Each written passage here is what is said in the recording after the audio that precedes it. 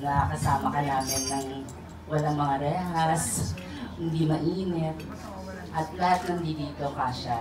So, huwag ka iyakan. Hindi ako iiyak, safe ka talaga. Kasi sino pa? Iyan. Ano? Iyak na. Sino yung nag-iiyak? Hindi, sabi mo walang iyakan, di ba? Oo. Gusto ko lang malaman, ilang linggo ka na nakalabas, no? Ano yung unang-unang ginawa mo? The minute you stepped out, you were able to step out of the custodial center. What was the first thing that... When church, dumiretso ako sa Imus Cathedral. Kasi grabe yung traffic ng ano eh, no? Tapos yung salubong nila ng mga kabitenyo sa atin. So medyo late na rin bago, ano, dapat after the church, diretso ako dapat sa mother ko. So nangyari, ang daddy kasi nag-aantay na rin sa bahay. So pagkatapos ko magpunta ng Imus Cathedral, diretso na ako kay daddy. Tuwa siya. Yung nakita niyo sa video kanina, yung pagsalubong niya sa akin talagang umiiyak sa tuwa at puno-puno ng kaligayahan. Yun yung wish talaga ng daddy na finally, sabi niya, you're home, welcome home. Anong araw ka na, since kinabi ka na, anong araw ka nakadalaw balik kay mami? The next day. The next day. The very next day. Siguro mga 9 o'clock. Morning, basta pagising ko dahil talaga sobrang pagod ko. Simula nung in-announce kasi ng Sandigan Bayan na promulgation ko at December 7, talagang halos di kami makatulog ng 90 days na yun. Talagang iba yung pakiramdam. So talaga hanggang ngayon halos hindi pa rin ako nakakapahinga, hindi pa ako nakaka-recover talaga. Dahil yung pagod, yung stress, lahat. Kaya medyo nag-lose din ako ng weight. Ilan ang na-lose mo so far? Siguro mga 15 pounds, 20 pounds. Sa iyo. Mukha naman daw akong bata eh. Sabi ni Ate Annabelle.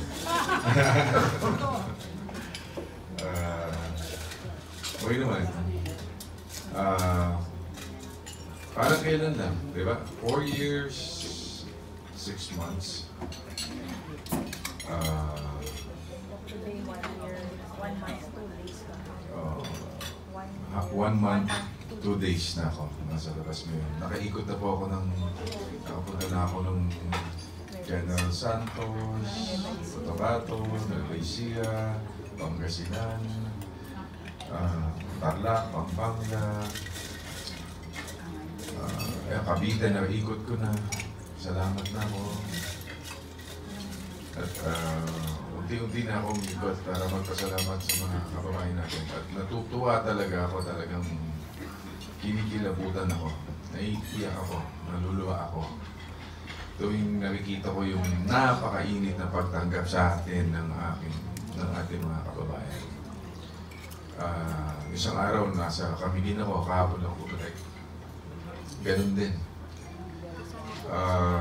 Talagang napakainit ng pagtanggap. Parte ng Mindanao naman yun. So, Hindi ka pa nag-iikot, sabi ng staff mo sa Pulse Asia, you're on number 9 position sa survey. And sa SWS, you're number 7. Anong comment mo doon? Are you aware of this now? yeah. Natutuwa ako siyempre sa survey. Maganda. Kumbaga December yan eh. Kinandak yung survey mga December 14 to 21. Lumabas ako ng December 7. So, nagsisink in pa lang sa tao yung acquittal. Hindi pa siguro siguro, may awan Diyos, baka sakaling tumaas pa tayo. Sa lahat ito nangyari sa buhay ko, parang sa lahat ng bagay na divine providence, yung mga positibo na nangyari sa buhay ko. Naging yung nagsalita na yung mga whistleblowers, no? Lahat yan. Hindi namin in-expect na ganun magsasalita sila. Siguro na konsensya, lahat ng mga nangyari, pati yung mga dates, lahat, pati yung pagpa-file ko ng candidacy, basta naisipan na lang, may nakapagpakita kay Lani ng survey na ano yun, mga August survey na 25,000 respondents. At that time, sa mga SWS, sa Pulse Asia, number 18, 22, isa wala pa tayo sa survey, di ba? Pero nakapag-desisyon ako ng time na yun, nung pinakita sa akin ni Lani na number 8 ako. By accident, pinakita lang sa kanya kasi yung survey niya, nung time na to, yung survey niya sa Bacoor. Ma'am, ito po ang survey niyo sa Bacoor. I was asking for... No? Kumbaga, no contest. Kumbaga, tinanong niya ngayon yung Sir, may survey ba kayo sa national? Meron po kami dito, pero hindi niyo po pwedeng hindi niyo pwedeng pakita sa iba. Pakita lang namin siya. Doon nakita ang number 8. 7, 8. Nasa loob ka pa. Nasa loob pa ako. So, sabi ko, kung nandito pa ako, talaga yung tao, hindi sila bumibitaw. Mahal pa rin nila ako. Sabi ko, pag-aralan natin. No? Hanggang sa dumating yung September 25, pumunta rin yung mga kapartito ko na sabi, mag-file ka ng candidacy at ikaw ay sa tingin namin mananalo. Dahil siguro nakita rin nila yung survey na yun, yung 25,000 respondents na yun. Usually 1,500, 1,200 lang ang respondents. Ito, 25,000 talaga. So, pinag-aralan ko yun. Then, nag-decide ako nung September mga 28. Basta after my birthday. And then, yan na. Lahat yan pinagdasal. Katulad doon, by accident, nakita mo yung survey. Kung di nakita yung survey na yan by accident, hindi naman ako... Walang intention. Wala akong intention. Wala kang intention na. Talaga? Ang hihilingin mo lang, makalabas ka. Kalabas lang kami. Diba? Kaya ang dasal ko, Lord, ituro niyo po sa akin kung ano yung dapat kong gawin. Use me, kung ano man. At gagawin ko po kung ano yung ipapagawa niyo sa akin. Yun. Parang tinuturo. Sabi ko nga, divine providence lahat. Kaya masasabi ko lang, totoo may Diyos. May Diyos talaga.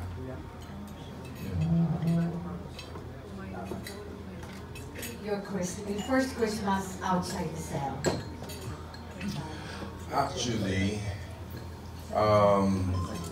at the time, nasa hospital ng daddy kasi bumaba yung kanyang BP. So doon kami nag-spend ng Christmas sa hospital. Pero New Year,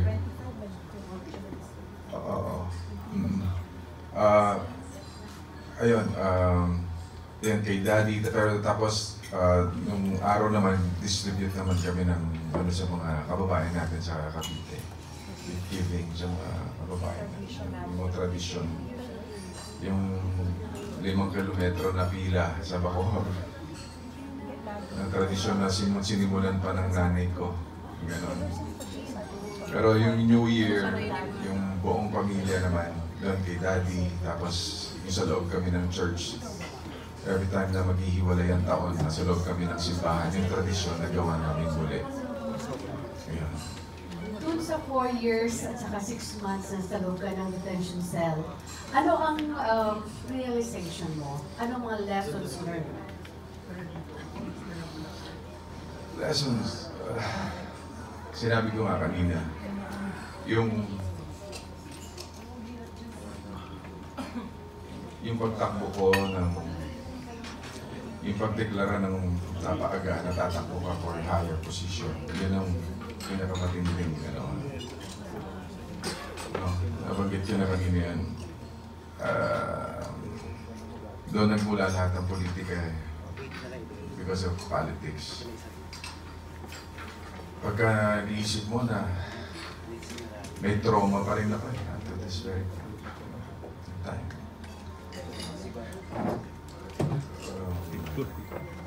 Na-realize ko din kung gaano ko kamahal ng asawa ko.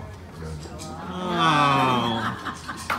Yung ginagawa niya talaga, the outstanding, yung pagiging ina, pagiging ama, at pagiging ina ng mahoor. Sa lahat ng aspeto na yon, outstanding siya. Kaya saludo ako sa iyo, Mama. Lastly, po, Oo, 3 consistent. Forever na yan, ha? Hindi talaga, yung totoo lang yung sinasabi ko. Talaga makikita mo kung gaano siya kasipag, pagmahal na ina at mapagmahal na asawa. Hindi ba ang balak mo gumawa ka agad ng pelikula? Sino naman kaya ang pipiliin mo maging leading lady other than Dani Mercado? Sino? Sabi niya din si Vice ganda daw.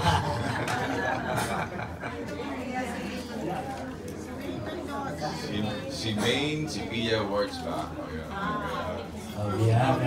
So binanggit mo yung mga gusto mo makasama. Bakit mo raw nabanggit si Ano ba? Pia. Ba't pala bang si Pia? Kasi natagal na yung dati po float na may gusto nga sana. Hindi, kita magaling umarte. Magaling umarte. Gusto ko na. Maganda. Touch of comedy. Pero may bago ng Miss You. Ayaw mo makasama. Why not, di ba? Kasi kawawa naman si Pia. Riona. Hindi napapansin. Hindi, pero mainit niya yung si Catriona. Nakilala mo rin siya. Nakita mo nung nanalo siya. Nakita ko. Tapos may bakit noong pa binabag ni Tita Lod, gusto na makasama mo si Maine Mendoza sa movie? Wala na? Bakit? Nabanggit din na nanay. Yeah, why not, di ba? Sabi Kasi ko, di ba believe ka sa kanya Oo, magpasama? napapanood mo ba siya? Napapanood ko siya sa Ayun Itbulaga. pa na out, ayaw ko na ibigay. Bakit? At saka yung kainitan ng Adam, napapanood mo sa doon sa loob. Oh, so nakita mo nagsama sila lagi ni Bossing, plus with Coco. Yeah. Thank you, If bye-bye. ever gusto mo Nakita ikaw ko. din. Napanood ko, pinanood ko rin yung movie nila. Ano din ka naman, ng Popoy? Napanood ko na. Okay, so Maganda siya. Maganda. How about Vice Ganda? Possible ba na makasama mo si Vice? Yeah, why not? Sa diba? comedy, Oo, yun ang sinasabi rin yung kapatid ko, di ba? Si Andrea. Saan mo kailangan? Why not? Yes.